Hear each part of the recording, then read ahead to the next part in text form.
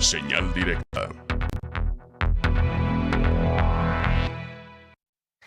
Una ya con 44 minutos, tiempo de escuchar al doctor Armando Zacarías, colaborador de esta segunda emisión de Señal Informativa, y a quien saludamos con mucho gusto. ¿Cómo está, doctor? Adelante. Muy buenas tardes, Josefina y José Carlos. Un gusto saludarles y a través de ustedes a la amable audiencia del Sistema Universitario de Radio y Televisión.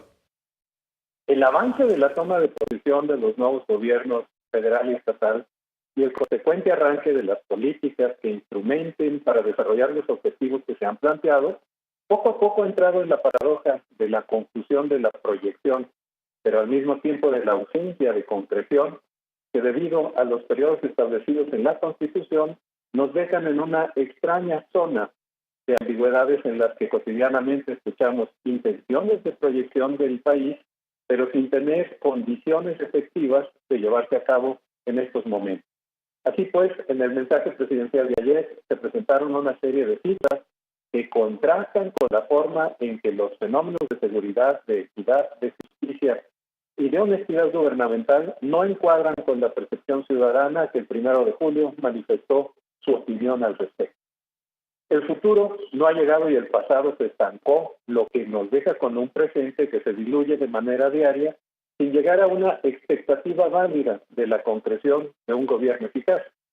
En este complejo escenario nos encontramos con el tema de la cuarta transformación, que evidentemente se trata de un concepto del que no sabemos a cabalidad cuáles serán sus líneas de instrumentación en políticas que determina el futuro próximo sexenal. Es importante señalar que la transformación del Estado, independientemente del número que se le asigne, se entiende como la dimensión de mutaciones complejas que buscan una consolidación de la economía del país, a la par de un desarrollo equitativo, de unión y de enlace social de amplio espectro, debido a la degradación que hubiera podido sufrir el Estado, y se trataría de restaurar un elemento desaparecido como lo pudo haber sido el Estado de Derecho. En Europa, la conclusión de la Segunda Guerra Mundial generó cambios sustanciales en la forma en la que el Estado operaba y debería seguir operando. La economía, la política y la sociedad requerían urgentes revisiones que dieron lugar a los estados y sus constituciones políticas en la forma en que ahora las conocemos. En Francia, por ejemplo, la transformación fue el paso de la Cuarta a la Quinta República, en la que se cambiaba la estructura de votación del presidente de la República en 1958 para pasar al sufragio universal y eliminar el colegio electoral similar al norteamericano para impulsar la representación soberana popular, circunstancia que configuró, como ya señalamos, la Quinta República. En nuestro caso, el mexicano, el líder de Morena plantea 3 momentos especiales de la historia de los siglos XIX y XX: la independencia de México, la reforma de la Constitución de 1857 impulsada por Benito Juárez y la Revolución Mexicana. Precisamente López Obrador considera que la cuarta transformación del Estado mexicano puede llegar a través de una transformación pacífica sustentada desde luego en el 53% de votaciones a su favor. La cuarta transformación constituye un verdadero reto para definir cuál es el contenido efectivo de este complejo concepto. Existen en diversos ambientes algunas preguntas que hasta el momento no han sido resueltas.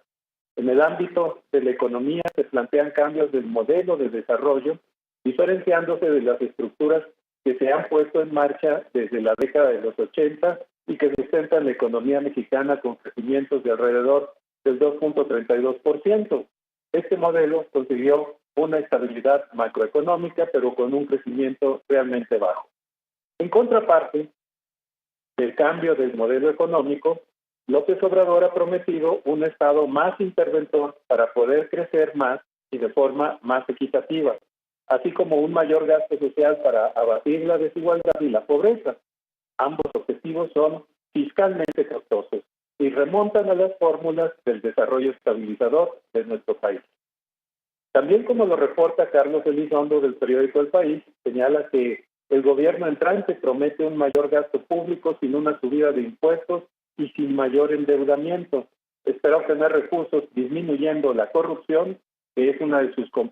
promesas centrales de campaña, pero sin haber definido cómo lograrlo.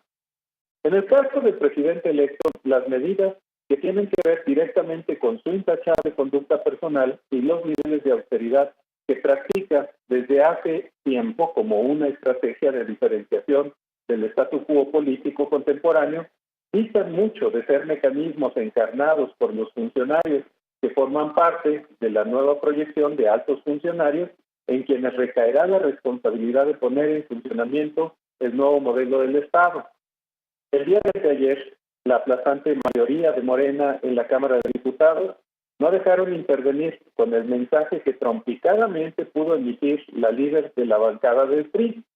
Ciertamente puede representar la frustración de años de haber sido oposición y ahora la duda es si esta actitud representa el nuevo republicanismo planteado como base de la Cuarta Transformación. De igual forma, en la separación de poderes, como lo son el Ejecutivo y el Legislativo, sorprendió el inusitado coro de la hegemonía legislativa morenista que en la sesión constitutiva de la 64ª legislatura de la Cámara de Diputados del pasado 29 de agosto, su grito fue: es un honor estar con López Obrador, lo que marca muy bien la distancia entre los dos poderes.